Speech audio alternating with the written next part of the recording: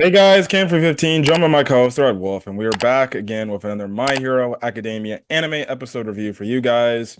A little bit later than usual, but my friend was out of town, but we're here, so we'll catch up on this. Fairy Tail, Nakotan, the reviews will be coming. Anyways, My Hero Academia. Insane week.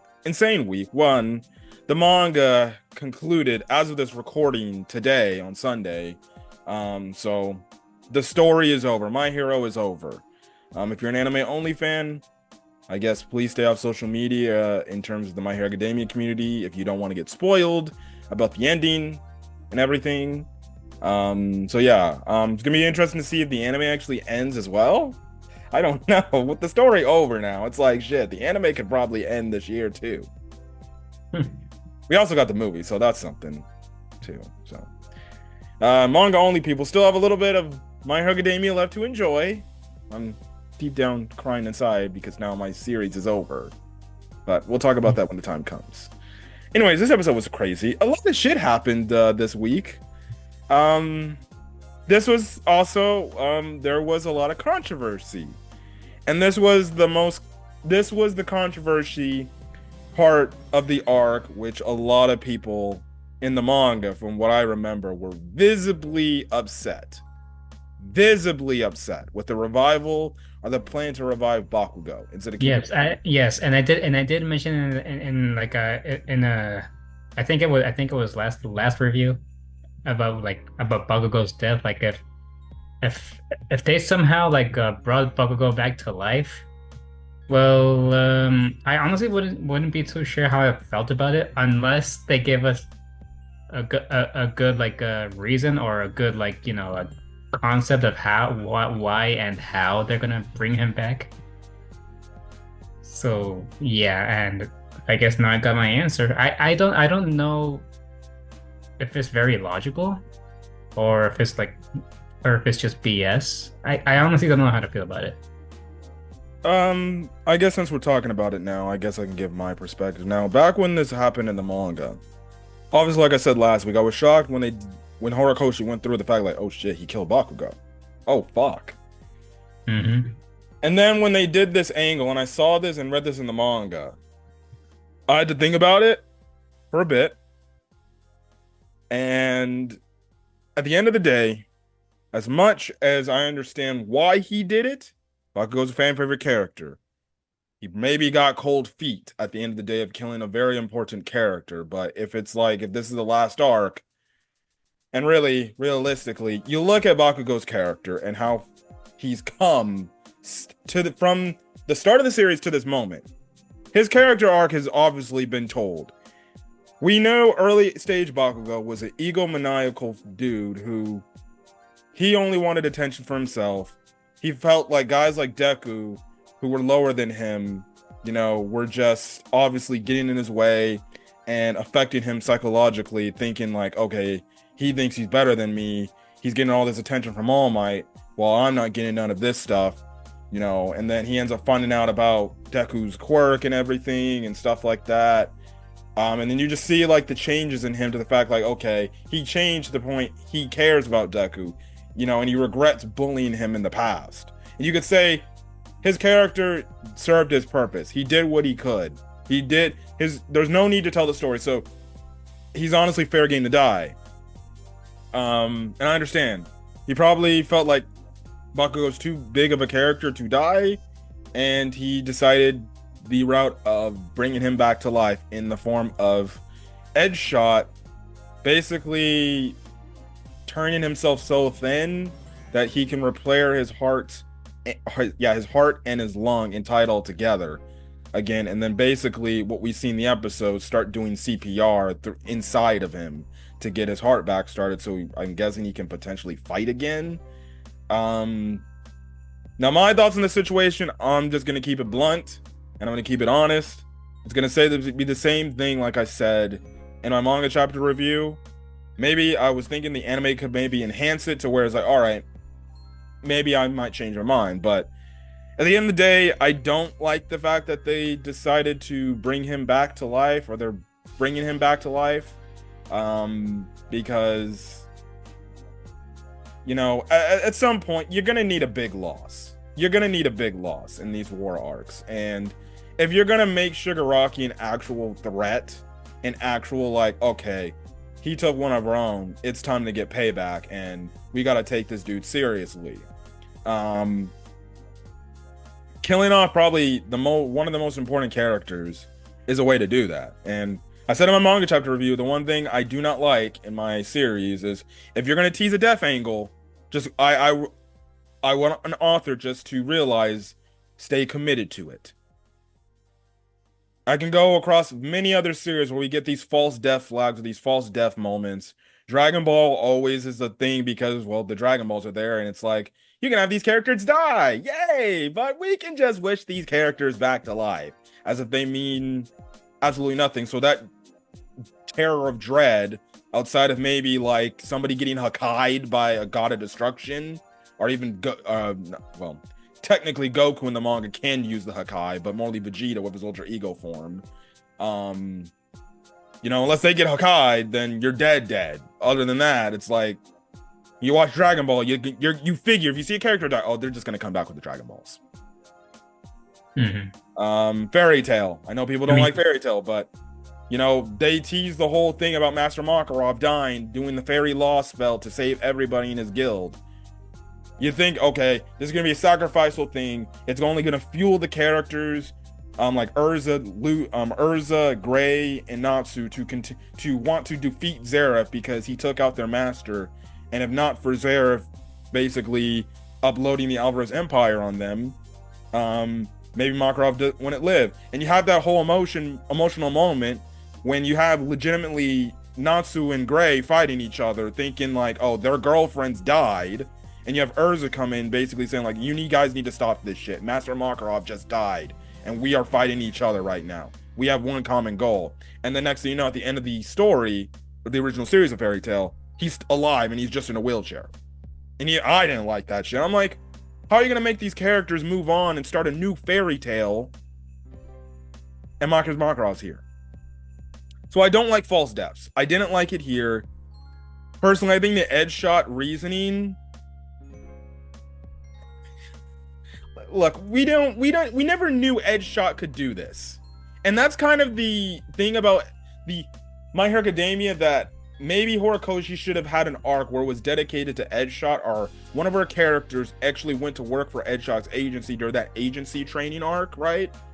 And maybe we got some more details about Edge Shot, but it's like Horikoshi's like, and then the narrator goes, he's like, oh, he can fiber so thin and everything, and he's doing all this stuff like that.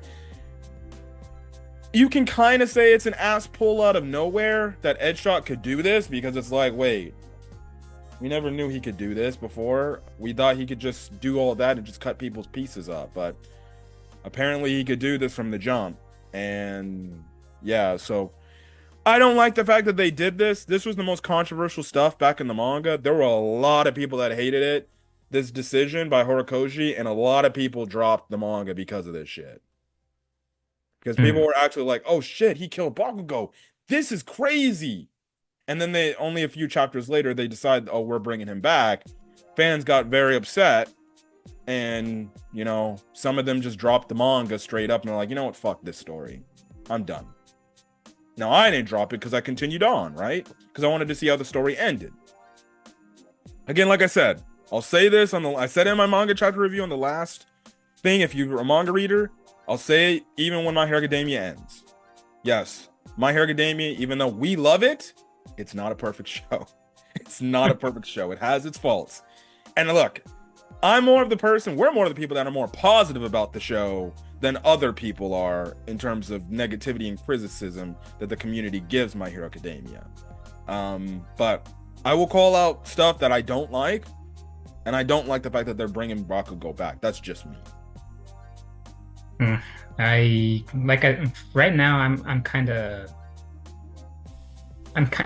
indifferent about it.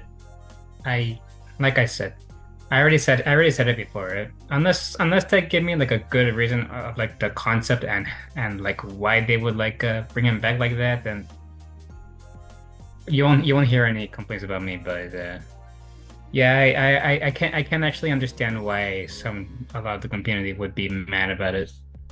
And look, they mentioned in the episode the man's heart and his lungs essentially blew the fuck up. Like, man literally goes in there. HR goes in there, is basically fixing everything and putting things back, and then he's literally getting the heart to beat again just to do CPR. And it's like, how? Even in this fiction world, how is that possible? You would think, even in a superhero world, if your heart and your lungs blow up, you're gone. It doesn't matter if you can repair pieces and stitch them back together and somehow do CPR. You're dead. But hey, that's not my call to make. Horikoshi made the call. Just got to deal with it. But regardless of that moment, even like I said in the chapter, it was still a really damn good episode, despite that. Let's get into the first part. Well, the smaller stuff. Dobby's coming back. Yeah, and let's just say he's playing a copycat with his little brother. What is he doing?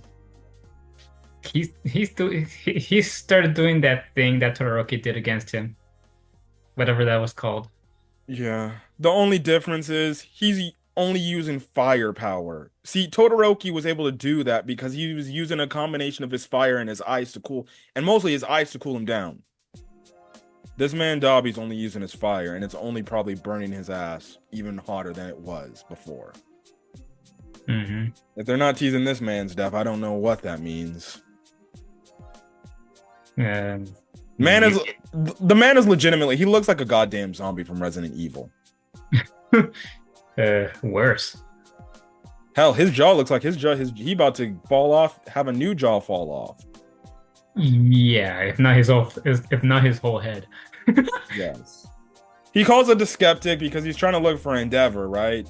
And we have it to where skeptic, he's just talking about all this redestro and how he's going to serve Shigiraki. So he's trying to find the location of Endeavor, which is the Gungan Mountain Villa area. And on top of it too, we find out that skeptic is also hacking into the UA dome, which is not good because there are civilians in there. Yeah. And we actually do cut over them. The All for One spies are still in there. They're still in there.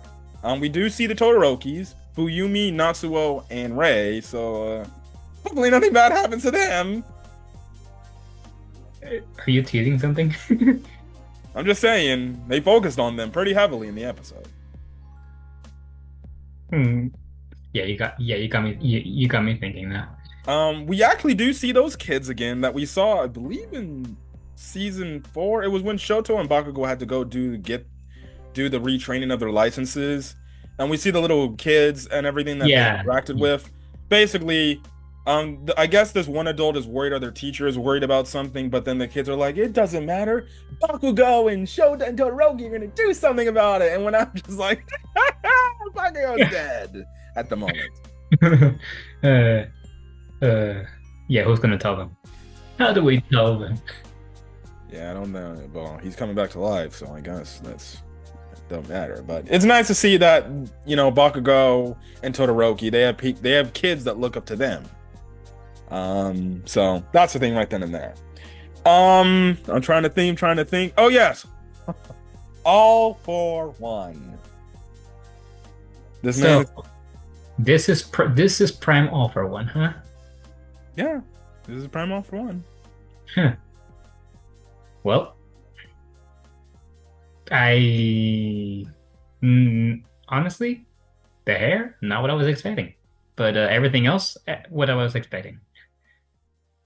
Yeah, he ends up talking about how like heroes are there to save, but villains are here to violate and shit like that. He also is like, you know what, Endeavor? You should be glad. You should be glad. You made me do this. But all for naught, right? And then we kind of get a flashback moment from the doctor. Yes, the crazy doctor, Dr. Garaki.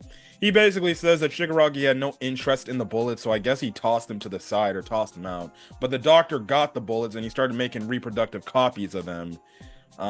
He mentioned the fact like, the interest in whoever had this quirk, It's a product of his quirk doomsday theory of the fact like, oh, at some point quirks will be so OP that even the users won't be able to control their own damn quirk abilities, right? Hmm. Um, everything. So he basically called All for One and saying like, look, man, you only have one use to use this thing. I'm just doing this to serve you because I love your eyes. I love your smile. I love everything about. I'm just like, at least All for One's got a dedicated ass doctor that will be there every step of the way, even though he probably backstab him if shit, to be honest, the doctor probably be like, yes, stab me in the back if you need, if it's for your purpose. Yeah, that sounds like him. Look, if you can find yourself a loyal minion like that, who's willing to die for you essentially, well then, you must be in good graces because you're very good. Well, what am I talking about? There is actually a very political man out there that is, let's just say he's got his own little cult following. Yes, yes, I'm seeing it all over the internet. We're not gonna dive into politics, but what Dr. Garaki is what those people represent in politics right now. I'll leave that at that. We're not taking sides, but you can clearly tell where we take sides from and where we stop. Mhm. Anyway. Yes, All for One is like, oh, this is great. I feel so light. Also, he's naked too. We don't see no genitalias or anything because he's got the rewind stuff around him. So thank God. Man is like super speed, Sonic fast, maybe even faster. Mm-hmm. He basically chokes holds this chick, and I'm guessing he takes her quirk along with her clothes.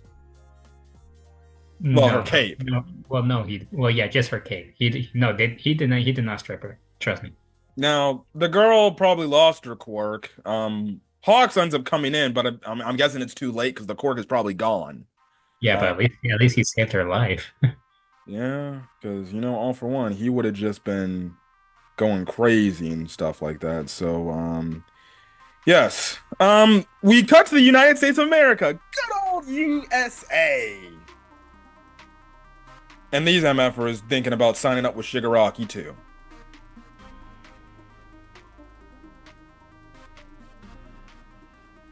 Now, the president of the United States is basically telling the General Akbar, the guy who basically was, working alongside Star and Stripe. He's just like, look, with everything's going on in Japan, maybe it's our best interest for the country to just join up with Shigaraki.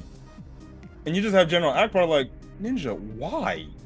You do know if we join up with them, they're not going to actually like take care of us. They're going to want to get rid of us. We'll just be their lapdogs if anything. And the president's just like, well, we got no other choice. What else do you want us to do? Our freaking best hero is dead. And it sounds like the United States is also in some chaos. Because you do see a street. It looks like it's in some chaos. It makes sense. They lost their number one pro hero. And it sounds like the United States are just like, yeah, we're not going to get involved in anything else right here. So, the United States is thinking about sacrificing Star and Stripes' potential sacrifice and maybe just be like, you know what, let's join up with All for One and Shigaraki. That's our best case to stay safe, right? Will they really follow through with it? That not only is it dangerous, it's just plain old dumb. And desperate. It just shows the president's only trying to look up for his own ass. Huh. It's funny. A president probably being corrupt. Where have I seen that before, huh? I think we all know. Yeah. I'll be back real quick, guys. Oh, man. All right, back. I had to take care of some laundry stuff. But anyways, you just have it to where the president is just like, yeah, I'm sick to my stomach. At least Horikoshi got the United States right. Yeah, he's not completely wrong. So there's that. Anyways, this is when we cut back to UA, or the UA battleground. Now, we've been seeing Best Genius trying to fix the fibers of Bakugou's hearts with his cloth, but then you just have it to where Edshot, he just goes and he's like, look, Here's the thing. Now, he goes on to say, I've gone many times into people's bodies, so I'm familiar with them. So he basically, this is your explanation of why he's doing what he's doing. He says since he's been through so many people's bodies, basically taking them out, he knows their structure. So that's how he's able to try to refix Bakugou's lungs and his heart. While he's doing this, what's the catch for him doing this, essentially, though? He's basically like using his own life energy in order to do so. And yeah, he'll be that boy's heart in exchange for his own life. Yeah. So he's trading his life for Bakugou's life. Now I will say the reason why he did it, it is an honorable reason. He doesn't want to see a child that probably has a really bright future literally die. So you can see why he did this. He's willing to sacrifice his life because he's had a long life. I don't know how old Edgeshot is in the story, but he feels like this is my purpose. I got to do what I got to do because this kid's got a future life to live. While I've seen it, but we also do find out that him and Best Genius actually do go back. I guess they were in UA together. So for Best Genius, man literally lost a pupil. He might be getting his pupil back, but at the same time, you're gonna probably lose his best friend too. So we'll see. Now, Edgeshot ends up calling out to Miracle. He's like, Miracle, I need y'all to stall. And Miracle's like, all right, I got you. Miracle is just on some beast shit. She is on some beast shit. It's one thing. It's one thing to lose one limb, but another. Yeah, so she ended up getting stuck between Shigaraki ended up grabbing her. And basically, at this moment, because of what's his face? One, Shigaraki's also seeing the fact like, oh, they're reviving Bakugou. Why are they trying to bring back something I destroyed? We'll get into that in a quick second. Miracle, she's basically trapped. Mirio and Miracle are doing all they can, but they can't do absolutely shit. They ain't doing nothing to Shigaraki. So Miracle tries her best to keep them all protected. She ends up getting grabbed, and eventually she's just like, all right, I get it now. She legitimately forces her. Oh my god! If there's anybody that needs help, that needs actual if there's anybody that needs to be rewinded instantly, it's Miracle. Eri needs to use her quirk on Miracle because she's lost limb after limb, and now she lost another goddamn limb. She's only got actually one actual leg, really, because her other leg is prosthetic.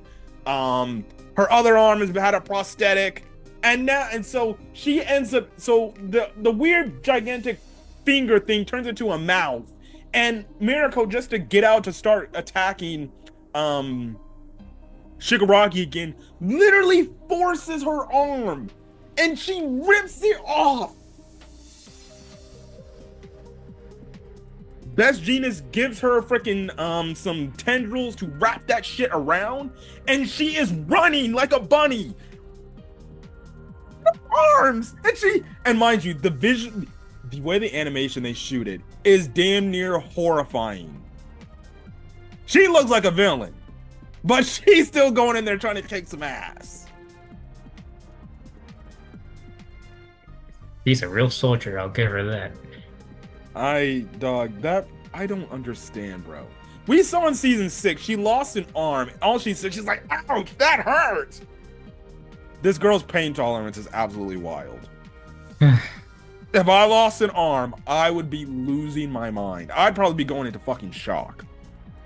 And I don't even want to experience what the pain is to lose a fucking arm, bro. Mm-hmm. She's charging in. She does Lunar fucking Rush. I'm just like, what in the hell? She's giving it to Shigaraki, but Shigaraki just slaps her away like a bug. And then you have to where Mirio, he goes in there. He ain't trying she did land one kick to his face. Yes. And that triggered something that Shigaraki wait, what is this feeling? Was it from Bakugou? Like he just now received that damage from her kicking him. Yes, and then he just looks over at Bucko. He sees like they're trying to bring him back, and then he talks about like, "You're trying to bring back what I destroyed. What are you trying to do? I destroyed him. He needs to stay destroyed. What the hell are you doing?" And then you see another fucking mutation from this man. He turns to a big, broly, Hulkin-like creature now. He's got hands on his chest, wrapping around him like some sort of armor. Hands on his face, covering his mouth. And then the big thing that was spurting out of those fingers kind of reverts back. And he's remembering his past again, and it's like grows one big gigantic hand. And the fingers are representations of his family members, his deceased family members, and you see their goddamn faces! If this isn't some Resident Evil bullshit right here, I don't know what this is. Resident Evil 7 to be exact. Family deceased evil shit. And what's your thoughts on how his new design is, this new transformed state of his? All I'm saying is, how is Deku gonna beat him even when he gets there? How is he gonna beat him? Mirako and Mirio see this shit, and they're just in like, what in the blue hell? They do everything they can to attack. He just swats them away like they're flies, like they're nothing to him. They can't even hurt him no more. They can't. So Mirio, he's having a panic attack. This man is having a panic attack, and he is actually terrified. We have not seen Mirio this terrified at all in the entire story. Because we know Mirio to be a happy-go-lucky, stand-up guy. He's willing to get in there and, willing to take it to villains. And he always does it with a smile on his face. The man was legitimately, like, fearing for his life, and he was actually crying. Because he knows there's nothing he can fucking do. And then what does he do? Something unexpected in this time of in this depressing time. He recalls Night Eye. Rest in peace, Night Eye. Yeah, and he recalls him having a sense of humor and making him laugh. So he did something similar for Shigiraki. He went down into the ground and then all of a sudden appears right in front of Shigiraki and puts himself in a weird pose, showing off his ass.